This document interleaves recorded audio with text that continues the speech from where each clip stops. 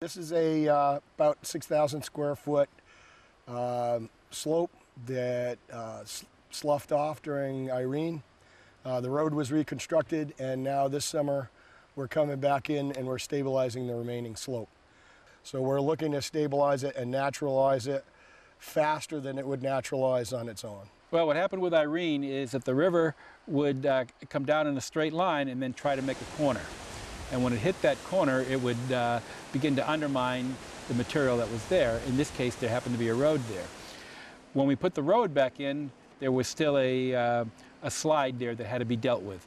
Material was coming into the road, and we could tell that year after year we'd have to be coming back here and removing material from the road, and it created a maintenance problem for us. A solution had to be found to keep that bank from eroding. We looked at a number of different products, and this product seemed to be the best solution. We installed a sock along the top of the job, which will do two things. It will filter water coming onto the site, as well as divert a significant amount of water off the site. At the top of the slope, you also saw us putting in some Filtrex filter sock in a wall situation, where we're using stakes and offsetting the socks to hold back the steeper portion of the wall where we're above 1-to-1. We're really probably half to one on most of that slope. The compost that is in the grow sock in the wall is a composted grow media. In this case, it's a wood fiber and horse manure compost that's been aged about 3 years.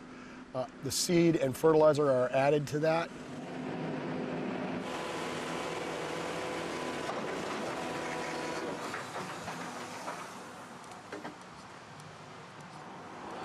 By stacking the socks and staking them in place, once they germinate, the grasses and vegetation in the sock will knit into the bank in the back and hold the wall there.